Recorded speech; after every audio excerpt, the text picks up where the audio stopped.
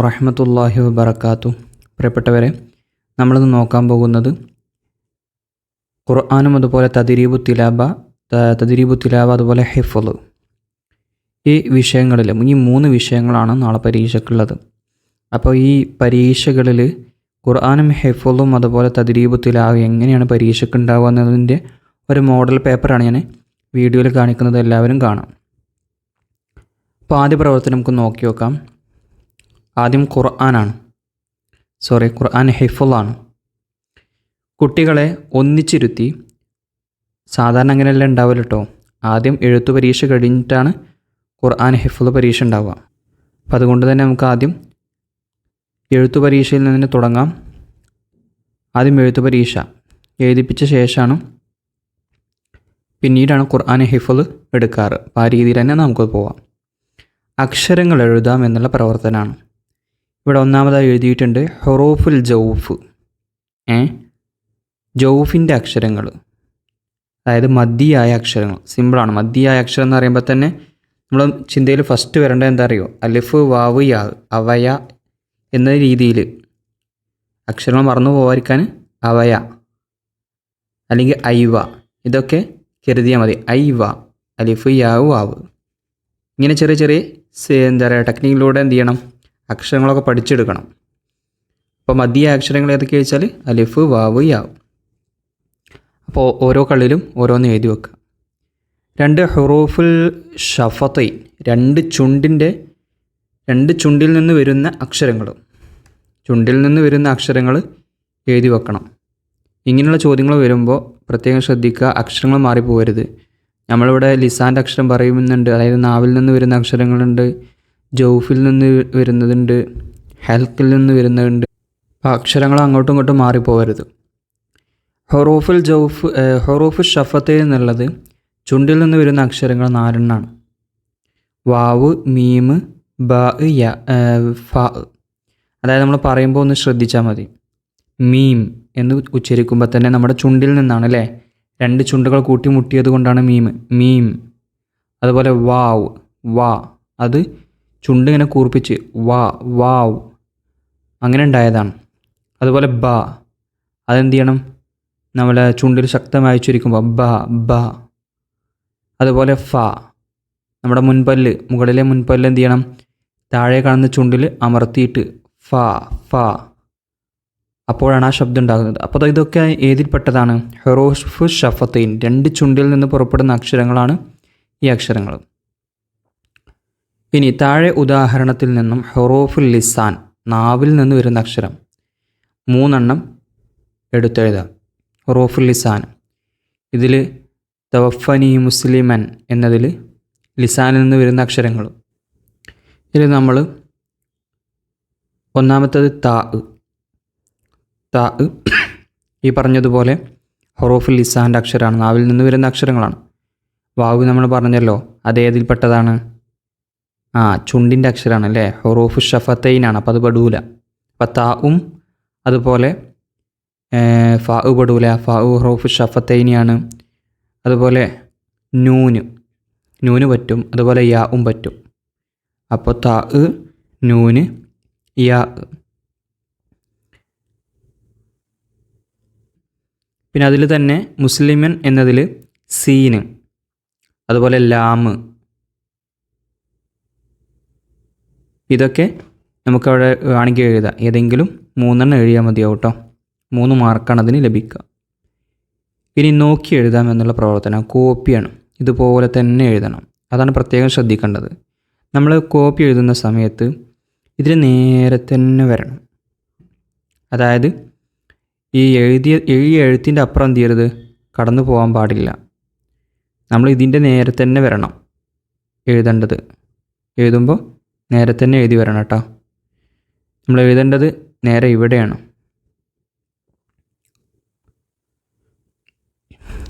ഇത് നേരെ തന്നെ വരണം. അതിൻ്റെ അപ്പുറം എന്ത് ചെയ്യരുത്, എഴുത്ത് പോകരുത്. ആ വലുപ്പത്തിൽ തന്നെ പരമാവധി ശ്രമിക്കുക. ഇനി നമുക്ക് ഖുർആൻ പരീക്ഷ നോക്കാം. കുട്ടികളെ ഒന്നിച്ചിരുത്തി ഓരോ കുട്ടിയെക്കൊണ്ടും താഴെ പറയുന്നവ മുസ്ഹഫിൽ നോക്കി ഓദിക്കാം. ഒന്നാമത്തത് സൂറത്തുൽ ജിന്നിൽ നിന്നും 1ഉം 2ഉം ആയത്തുകളും. സൂറത്തുൽ ജിന്നിലെ 1ഉം 2ഉം ആയത്തുകളും. അതിനു മുമ്പ്, ഓതുന്നതിന് മുമ്പ് മാനദണ്ഡം. എന്തടിസ്ഥാനത്തിലാണ് നമ്മൾ മാർക്ക് കൊടുക്കേണ്ടത്? അവിടെ ഓതിയത് കൊണ്ട് മാർക്ക് ലഭിക്കുമോ? ഇല്ല. അവിടെ ശ്രദ്ധിക്കേണ്ടത് അക്ഷരശുദ്ധിയോടെ ഇടർച്ചയില്ലാത്ത പാരായണം.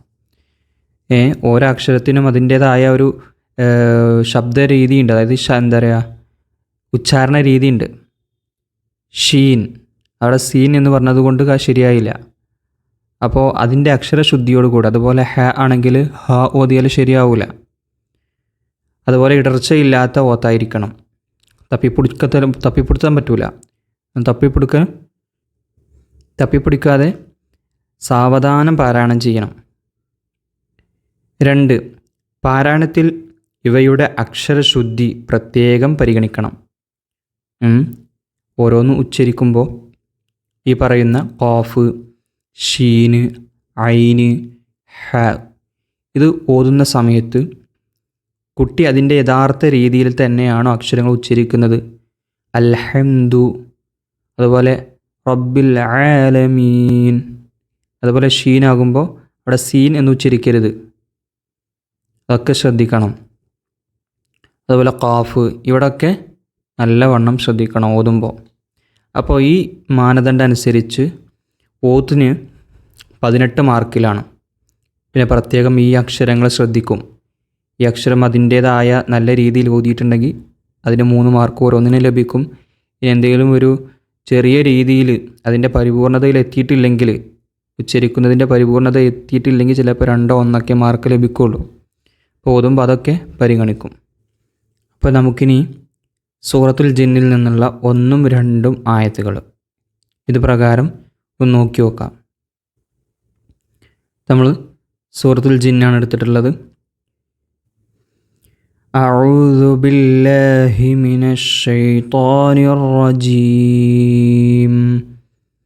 ബിസ്മില്ലാഹിർ റഹ്മാനിർ റഹീം. قل أوحي إلي أنه استمع نفر من الجن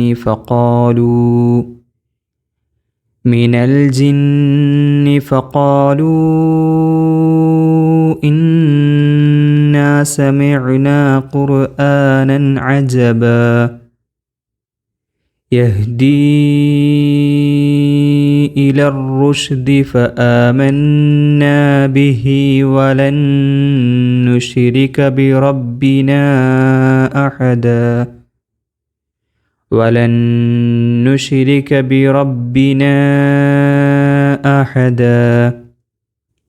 നമ്മളവിടെ പറഞ്ഞത് നടത്തിയ ഓത്തിന് പറഞ്ഞതുപോലെ 18 മാർക്കാണ്. അതേപോലെ കുറച്ച് അക്ഷരങ്ങൾ അവിടെ കാണിച്ചിട്ടുണ്ടായിരുന്നു. ഒന്നാമത്തേത് ഖുൽ, ഖാഫ്. അവിടെ കുൽ എന്ന് ഓതിയാൽ ആ മാർക്ക് ലഭിക്കൂല. ഖുൽ ഖുൽ ഖുൽ ഊഹിയ. അതുപോലെ അന്നഹു ഇസ്തമഅ, ഐന് ഇസ്തമഅ എന്ന് ഓതരുത്. പല കുട്ടികളും അലിഫാണ് ഉച്ചരിക്കൽ. അന്നഹു ഇസ്തമഅ എന്നതിന് പകരം അന്നഹു ഇസ്തമഅ. അതൊക്കെ ശ്രദ്ധിക്കാം. അതുപോലെ യഹ്ദീ ഇലർ റുഷ്ദി, റുഷ്ദി എന്ന് ഓതരുത്, റുഷ്ദി. അതുപോലെ അഹദ, അവിടെ ഹ, അഹദ, ഊഹിയ, ഹ. ഇവിടെയൊക്കെ ഹും ശ്രദ്ധിക്കണം. അപ്പോൾ ഇതൊക്കെ പരിഗണിച്ച് തന്നെയാണ് ഖുർആനിനും ഹിഫ്ളിനൊക്കെ മാർക്ക് ഇടുക. നമ്മൾ പഠിച്ച ഹുറൂഫ് ഷഫത്ത്, അതുപോലെ ലിസാനിൻ്റെ അക്ഷരങ്ങൾ അതിൻ്റേതായ മഖ്റജിൽ നിന്ന് പുറപ്പെടുവിച്ചുകൊണ്ട് തന്നെ ഉച്ചരിക്കുക. ഇനി അടുത്ത് നമുക്ക് കുട്ടികളെ ഒന്നിച്ചിരുത്തി ഓരോ കുട്ടിയെ കൊണ്ടും താഴെ പറയുന്നവ മനപ്പാഠം ഓദിക്കാം. ഏതാണ്? ഒന്ന് സൂറത്തു തകാസുർ, അൽഹാക്കുമു തകാസുർ എന്നുള്ള സൂറത്ത്. അതിൽ നിന്ന് 7-8 ആയത്തുകൾ, 7ഉം അതുപോലെ 8ഉം നമുക്ക് നോക്കി നോക്കാം. നമ്മളെപ്പോൾ ഖുർആൻ പാരായണം ചെയ്യുകയാണെങ്കിലും അത് ഖുർആൻ ആകട്ടെ ഹിഫ്ളാകട്ടെ രണ്ടിനും തജ്വീദിൻ്റെ നിയമം അതുപോലെ തന്നെ അക്ഷരശുദ്ധി എല്ലാം ഓത്തിൻ്റെ ഭംഗി ഇതൊക്കെ പരീക്ഷയെ ബാധിക്കും. കാരണം ഇതൊക്കെ ഉൾക്കൊണ്ടുകൊണ്ടാണ് പരീക്ഷയിൽ മാർക്ക് ലഭിക്കൽ. രണ്ടിൽ പിന്നെ അക്ഷരശുദ്ധിയും അതുപോലെ തന്നെ മഖ്റജ് ഇങ്ങനത്തൊക്കെ നോക്കുക, നടത്തിയോത്ത്. അപ്പം നമുക്ക് ഇനി സൂറത്തു തകാസുർ ആണ് ഹിഫ്ളിലുള്ളത്. ഏതായാലും നമുക്ക് തകാസുർ നമുക്ക് മുഴുവനായിട്ട് ഓതാം. أعوذ بالله من الشيطان الرجيم بسم الله الرحمن الرحيم ألهاكم التكاثر حتى زرتم المقابر كلا سوف تعلمون ثم كلا سوف تعلمون كلا لو تعلمون علم اليقين لترون الجحيم ثم لترونها عين اليقين ثم لتسألن يومئذ عن النعيم. ഇവിടെ നമ്മൾ ശ്രദ്ധിക്കേണ്ട ഭാഗമാണ് ഈ പച്ച നിറത്തിലുള്ള നൂനുകൾ. ഇവിടെ ഒക്കെ മണിക്കേണ്ട സ്ഥലമാണ്. സുമ്മ സുമ്മ ലതറവുന്ന അനിൻ നഈം. പിന്നെ ശ്രദ്ധിക്കേണ്ടതാണ് യഖീൻ എന്നുള്ളിടത്തൊക്കെ. ചിലപ്പോൾ കുട്ടികൾ ഇൽമൽ യഖീം ചുണ്ട് പൂട്ടി വേളി അവിടെ മീമായി മാറി, പിന്നെ നൂനാവില്ല, അവിടെ ഉച്ചാരണത്തിൽ മീമ പിന്നെ വരിക. ഇൽമൽ യഖീം എന്നല്ല യഖീൻ, ചുണ്ട് പൂട്ടരുത്. അതുപോലെ ജഹീം ഇവിടെ മീമാണ്, ജഹീൻ എന്ന് പറയരുത്. ഇവിടെ യഖീനാണ്. അനിൻ നഈം ഇവിടെ മീമാണ്. അവിടെ ചുണ്ട് പൂട്ടിട്ട് സ്ഥലത്ത് മീം തന്നെയാണ് ഉണ്ടാവുക. നൂൻ എന്ത് ചെയ്യില്ല, ചുണ്ട് പൂട്ടൂല. അവസാനത്തിൽ നൂനാണെങ്കിൽ യഖീൻ. അതൊക്കെ ശ്രദ്ധിക്കേണ്ടതാണ്. ഇനി രണ്ടാമത്തത് സൂറത്തുൽ ഖാരിഅ. സൂറത്തുൽ ഖാരിഅയിൽ നിന്ന് 6, 7, 8 ആയത്തുകൾ. അത് നമുക്ക് മുഴുവനായിട്ടൊന്ന് ഓതാം. അഊദു ബില്ലാഹി മിനശ് ശൈത്വാനിർ റജീം ബിസ്മില്ലാഹിർ റഹ്മാനിർ റഹീം അൽ ഖാരിഅതു മൽ ഖാരിഅഹ് വമാ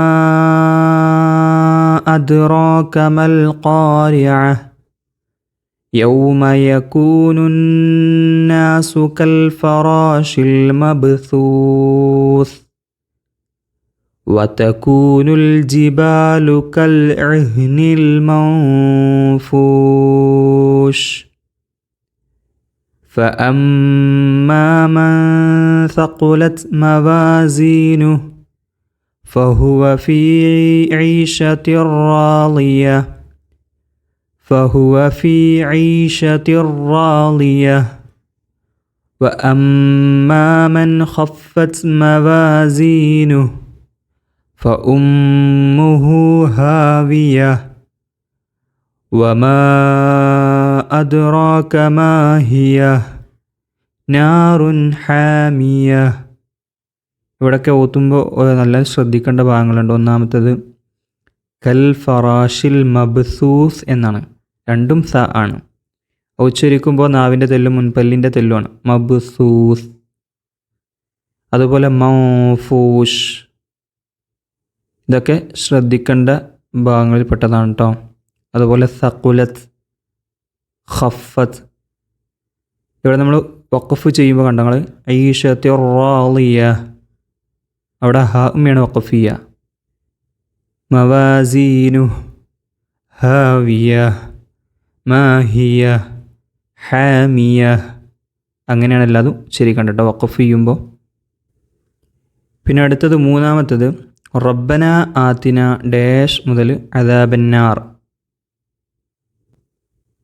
റബ്ബന ആതിന ഫിദ്ദുന്യ ഹസനതൻ വഫിൽ ആഖിറതി ഹസനതൻ വഖിന അദാബന്നാർ. ഇത് തദ്രീബു തിലാവയിൽ ഒരു ദുആ ആണ്. ആ ദുആ പഠിക്കണം. കുറേ ദുആകൾ ഓരോ തദ്രീബു തിലാവ പാഠത്തിൻ്റെ അവസാനവും കൊടുത്തിട്ടുണ്ട്. അത് നിർബന്ധമായും കാണാതെ തന്നെ പഠിക്കട്ടോ. അസ്സലാമു അലൈക്കും വറഹ്മത്തുള്ളാഹി വബറകാതുഹു.